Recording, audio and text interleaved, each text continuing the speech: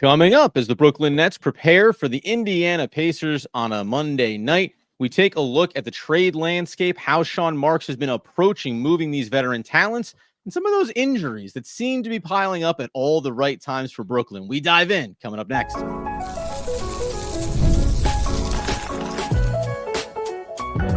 You are Locked On Nets, your daily Brooklyn Nets podcast. Part of the Locked On Podcast Network, your team every day.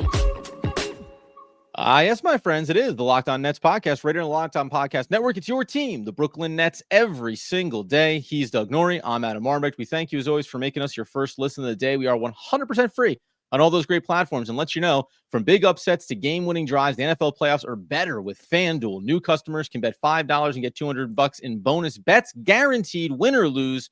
Visit FanDuel.com to get started today. And Doug, where we get started is kind of an age-old, season-old tale about the Brooklyn Nets coming off a pretty ugly loss against the 76ers over the weekend, but still trying to navigate getting these last couple of vets off the roster and trying to make sure they start to lose more than they win.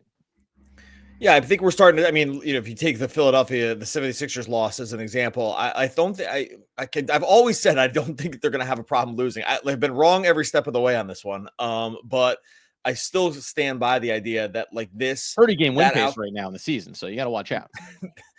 that outcome we saw on Saturday is more like the reality, and again have been proven wrong many times with this. But we'll be proven wrong tonight against the Pacers, undoubtedly. Not -9. They're 9.5 underdogs right now at home, which is pretty rare. But I think we're seeing injuries are starting to creep up, to get to the most pivotal guys, right? They can't afford to lose guys like Dennis. They couldn't afford to lose guys like Schroeder, but then they got D'Angelo Russell, and then they really can't afford to lose him. Cam Thomas is out, and he's going to be out for a few games. And Cam Johnson's in a walking boot right now. So there's just no talent on this team, no NBA related talent on this. So I think it's pretty easy to start see the losses kind of coming here, such as they are. I talked at length about this last week in terms of how it's always weird to sort of root for this kind of thing. But just, speaking only about just the ability to get higher draft picks, which is where they are with their talent base. This is kind of has to be the MO of what they're doing. But you can kind of see the writing on the wall now. And now the question is, do they pull the trigger on a Cam Johnson trade? It doesn't seem like the injury to him has slowed down those talks at all.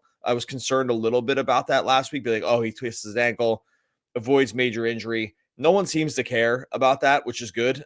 And so now we kind of take a look at the landscape, and the landscape for him seems to be any team that has more is above 500 is in on him. That kind of seems to be sort of the talking points around the trade landscape for him. No, and it's funny, too, because you mentioned the injury to him. And we had that conversation all throughout the offseason and coming into the year about the injury risk to any player of value that you were going to want to move this season. But Cam Johnson has obviously become the focal point of it. But when you mention the trade landscape for him, the teams that are involved, Brett Siegel, Clutch Points, had this list, which starts with saying, yes, it's been reported that the Grizzlies, the Kings, the Lakers, the Orlando Magic, the Golden State Warriors have all called the Nets already about potential trades for Johnson over the course of this season. He also mentions the Pacers, who they'll play tonight, alongside with the Spurs, Oklahoma City Thunder, Denver Nuggets, Miami Heat, as potential suitors for Johnson as well. And we've known, did you leave anybody off the list? That feels like what you do is you just select all NBA teams and then go, but take 2 or 3 off just because it looks silly. Or just say the teams that aren't in on them. It's the Wizards, the Hornets, and the Pelicans aren't in on it. Okay, everyone else is good to go. But so we know that 3-point shooting percentage is incredibly valuable, and he's had the type of year that we talked about when you still had Mikal Bridges, when he first came over from Phoenix, expansion of his game kind of season for the Nets. So, okay, he's incredibly valuable. This little setback of an injury, at least from what we hear, not going to be, detrimental to his trade market. Okay, great. But I think it is also the big flashing light sign to Sean Marks and the Brooklyn Nets of you're only one maybe bad injury away from teams taking a very different tact, or from it just not being a viable option anymore. If he goes down with an injury that's going to hold him out through the deadline, listen, there's the long term of him still having multiple years on the contract, but every team is going to take a huge pause or start to put out offers that don't feel like they're going to be commensurate with his value. So I think there's something here about the Dennis Schroeder trade. Yeah, you got the value you got, and we said the most important thing was him not being on the roster. It's true for any of these guys. Same thing with DFS, even though I know you covered Memphis and a first-round pick potential and the protections there and everything that went into it. But this is that little dividing line where the value that's been talked about for Cam Johnson is something that I think Sean Marks, the Nets, are hanging their hat on and saying, we want to, we expect to. And I don't know if need is as far as they would go, but want to get a certain value level out of Cam Johnson at the trade deadline. I mean, I think what we're talking about here too is probably the ability to get it or to get close to it. He's been so good. He's been so good. His skill set fits with so many teams that need this right now. The landscape is still kind of wide open in terms of like who can win the championship. I think I know there's been a few teams that have seemed to separate in terms of just like, overall record. So, but if you look at if you look at the odds right now, Celtics at plus 200, OKC at plus 350, then the Knicks at plus 1,000, Cavs, who have like the best record, at plus 1,100, and then Nuggets, who have like Jokic at plus 1,600. I mean, there's teams here that I know that there's a couple teams at the top, but these aren't like sort of like prohibitive favorites, right? There's a lot of teams I think can probably see themselves as making a pretty substantial run. And then you add in teams like, you mentioned the Warriors. I mean, I guess the Warriors are kind of out on it. Like the Magic are plus 4,000, but like he also fits their sort of age timeline, right? And so it's like maybe they're not going to win this year, but 2 years from now when Franz and Paolo are healthy. So like there's so many teams that could tell the correct story about him. I think now they are in there's no rush because there's going to be a deal. Do you get that sense? That's the sense I get. It's like there's going to be something. And there's no reason to rush him. I mean, he's hurt now, so like who even cares? He can't even contribute to wins as it is.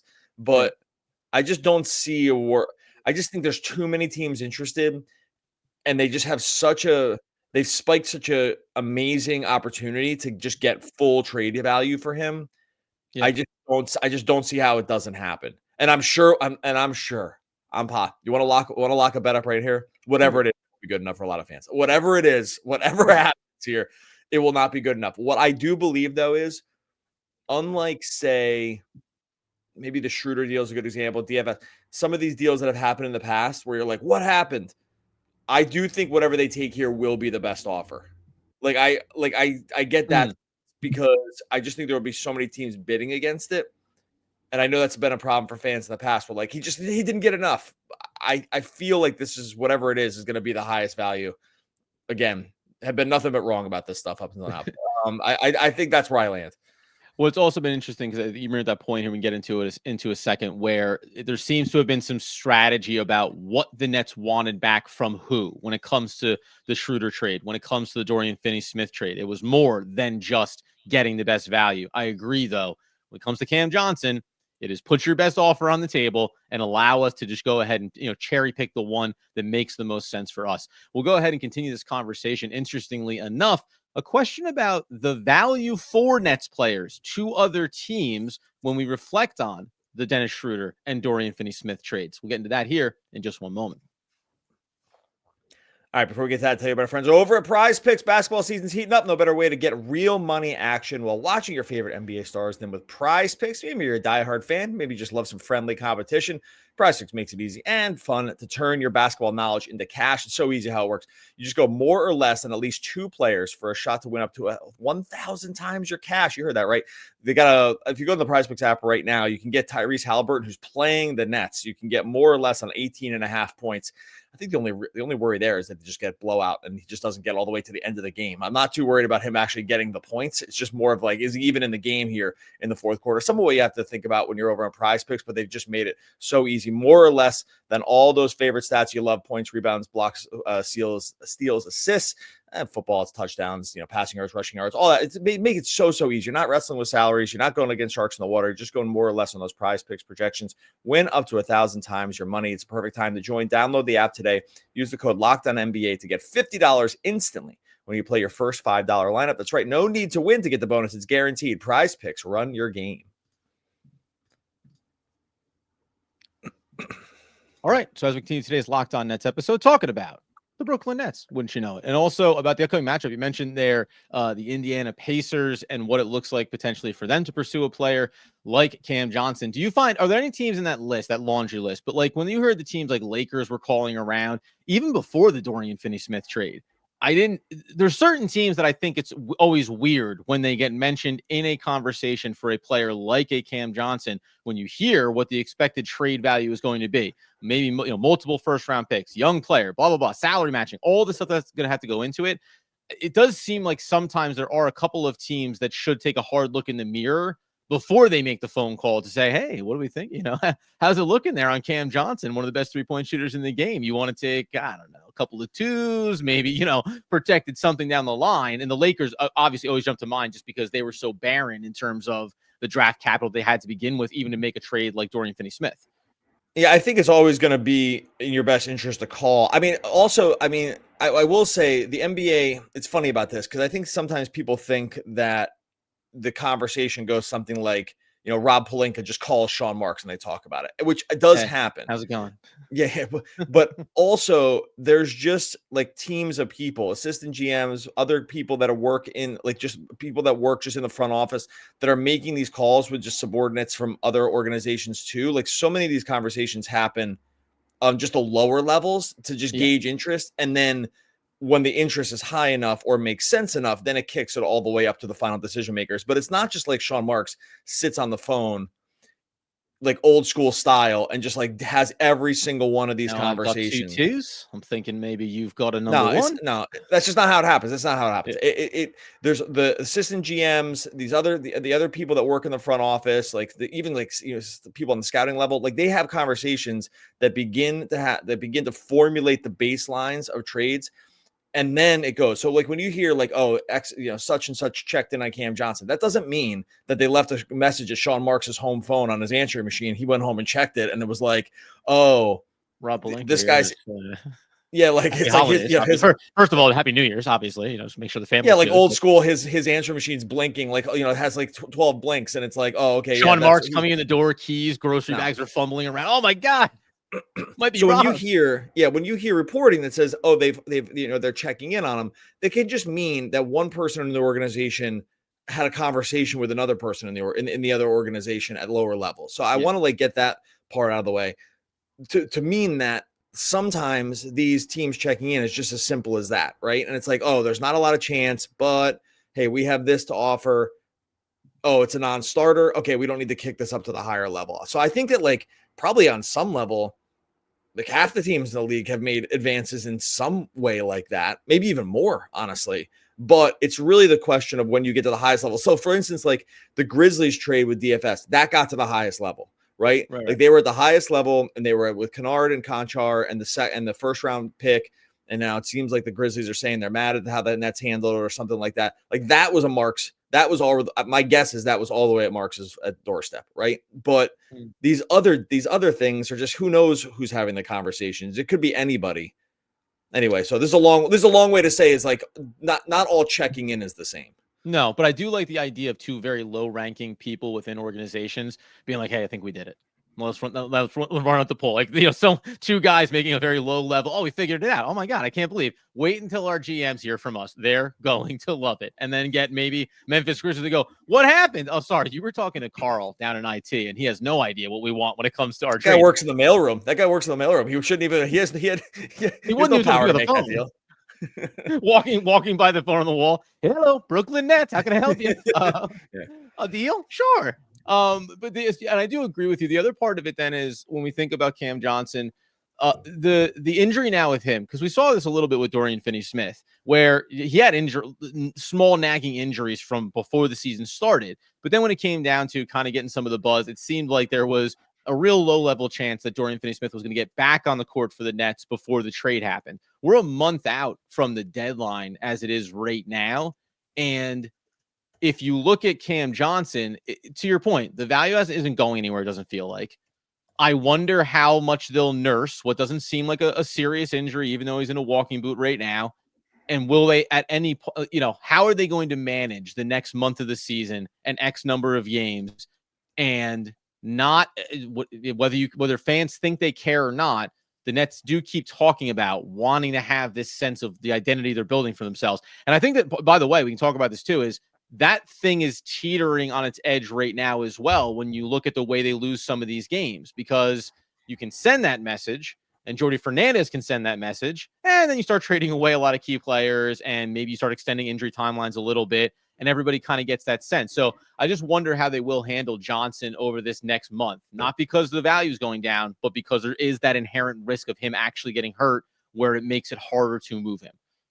I bet you he barely plays coming off this ankle. That's my guess. Like, I bet you he's barely out there. I bet you they tested enough to show that he can actually get out there on the court, and they get some kind of deal going. Because if you just look at the timelines here, like I'm pretty sure the trade deadline is the 9th, right? So it's a month away. Let me just take a look. Is that right? This is good podcasting. February 6th. Yeah, boom. February 6th. What's that? A month away. Yeah, February 6th is the trade deadline, right? So we already know that it's a month away. He's probably out, I would say, like 3 to 4 games. He's in a walking boot now, right? So I can't imagine he gets out of the boot anytime soon. So let's say he misses a week, right? Like, how much is he really going to play after that's 3 weeks? I mean, I guess maybe I'm screwing the timeline. I'm just saying a little more time. My guess is that this is like something like a wake-up call, like, oh, we can't risk this. The timing is too close. The asset's too valuable. He's been so awesome this year. He's a 50, 40, 90 guy basically this year. Like, he's been among like some of the top 50 players in the league. Like, he's been so good. They just can't. I just don't think they can like F around and find out with sort of where the value is. So my guess is he gets off the ankle. There's no long-term damage or anything. So there's no problem there. They get him. They show that he can get out there and play. And they make some kind of deal. I mean, right? Does that sound about right? I don't think this goes all the way up to the actual deadline, is my guess. I don't. Yeah. Go ahead. No. And there's 16 games between now and the deadline. So maybe that's a little further than I thought. Yeah. I kind of screwed that timeline up. So no, but I think let me put it this way. Over right now. We'll make this bet. January 6th in the morning. Over under 10 more games played by Cam Johnson as a net. Oh, under. You think under? Okay, I would have gone under too. Over under 7.5. Ooh, I would still go under. And wow. and guess what? I would still go under. And coming up here in a second, I'll explain to you why I would take under 7.5 more games played for Cam Johnson in a Brooklyn Nets uniform. We'll go ahead and get into that to close things out here in just one moment. All right, before we get into that, tell you about our friends over at FanDuel. Look, big upsets, game-winning drives, NFL playoffs are even better with FanDuel. We're coming off a huge final week of the season. But that's all right. We're going to get rolling with NFL playoffs right now. New customers over on FanDuel, you bet $5, get $200 in bonus bets guaranteed. It's $200 in bonus bets, win or lose. FanDuel app gives you everything you need for live bets, same game parlays, so much more. I know we're talking NFL playoffs. We still got a week away for that. You can go over there right now, though, if you want to get a little Nets Pacers action going. They have, the Nets are in a certain part of the season. When over on FanDuel, you have a Jalen Wilson prop up there to score 10 plus points tonight. That's just a little bit of what's happening here in Nets land. Everything else basically is Pacers props. But you get a little Jalen Wilson love if you want to. Plus 9.5 if you want the Nets too. They've still been really good about covering the spread. So we like them here over on FanDuel. Just point stop. If you've been betting on the Nets this year, you've done pretty darn well. Just visit FanDuel.com to join today. Get started with $200 in bonus bets. That's FanDuel.com. Make this playoff season unforgettable with FanDuel, an official sportsbook partner of the NFL. All right, so as we tie a bow on today's Locked On Nets episode, talking about Cam Johnson, talking about trade values, markets, and as we ended there in the last segment, over-under on games played. I mean, listen, we said 16 games between now and the deadline. The 10 seemed very easy to say under. But when I said yes to under 7.5, it seemed to catch you off guard a little bit, Doug. Here's why, though. He's not playing tonight, obviously. And let's take off at least the next, let's say, 2 games even. So you're going to take 3. So now we got 13 games left that he could possibly play in. And I don't think that February 5th, which would be the last game before the deadline, they'll play the Miami Heat on the 7th. I don't think that Cam Johnson is on the team all the way to the deadline either.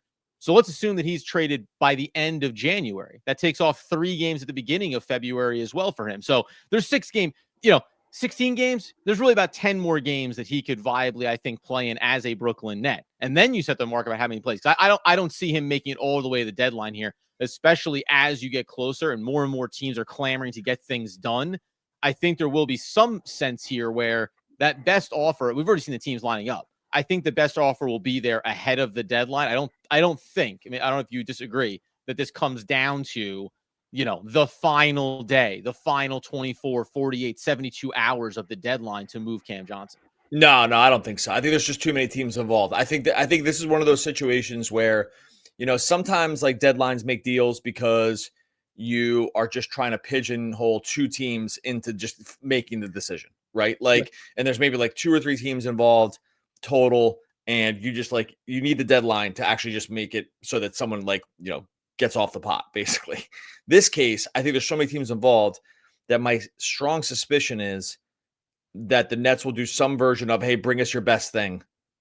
Bring us your last and final offer right now, and we're going to evaluate them. Right. I think it's like some more akin to that. It's not exactly that. We're not buying a house here, but like, I think that's more like the situation. And I think when that's more like the situation, you're going to weed out the teams early. And then some teams just going to get in there and be like, hey, we just need to make this happen.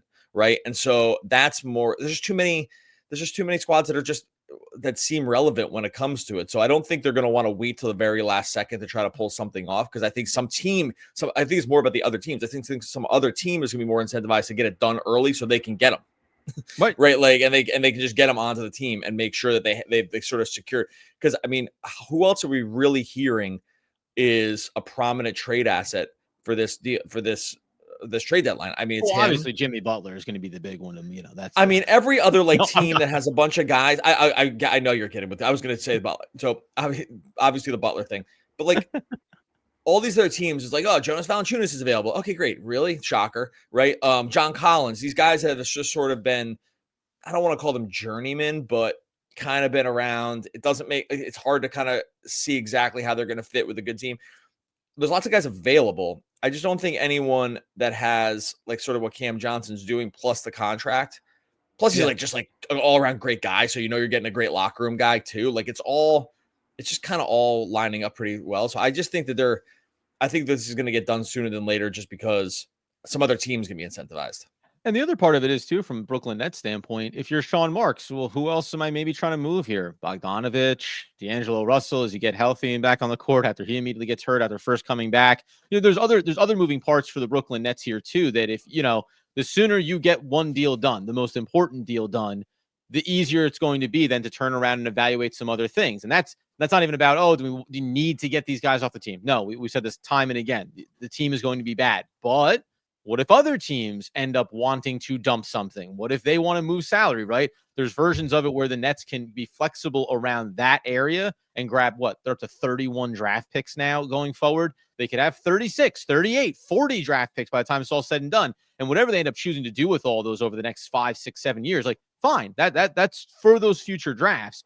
But that is still a part of this strategy, I think, too. So there's always a reminder that these big moves that matter the most, of course, have to happen, but there's still everything else in the background. Like the move with the Lakers for Dorian Finney-Smith and getting back D'Angelo Russell. My first immediate thought was, okay, what is this going to look like over the next month for the Nets and Sean Marks and trying to move D'Angelo Russell? Like that was, now he's expiring. It doesn't matter. You don't have to, but also if we can get away from this, we will. Like that to me was the easy 1-to-1, even though I actually have another question for you real quick. Sorry to interrupt, but it's along these lines. If they're not included in a Cam Johnson trade, over under 0.5 players on this team that are traded, like that are not included in that deal, would you take the over or the under on that? So I'm basically just saying 1 or 0. Like that's my where do you land on this? Because you mentioned some of these other guys as like possibilities. Yeah, I'll say over.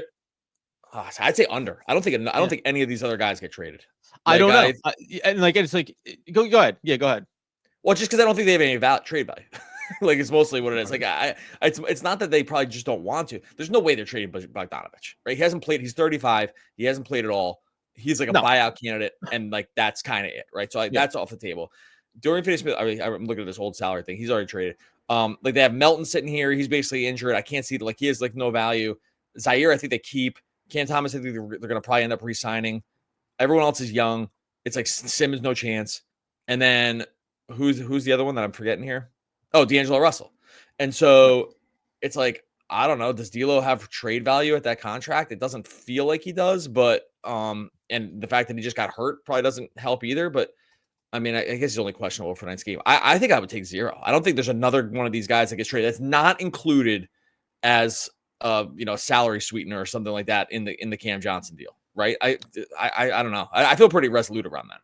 Yeah, my only other guy has been consistently throughout the course of this season, and we talked about in the offseason with Cam Thomas and his contract extensions, is Day'Ron Sharpe. Is whether or not this team feels like he's a part of the long term, and whether or not they plan on bringing him back. And there's not really much. There's no risk. They can go to the offseason and figure it out like they did with Nick Claxton on a much lower level. But he has that, as we've always said, he's very good at one very specific thing that teams do value. Now, maybe to your point, it's like the Cam Johnson trade. I don't know. Maybe Day'Ron Sharpe, depending on the team and depending on how it looks, like he might be the right type of sweetener in a deal like that to get the extra asset or get a particular player, whatever the case may be.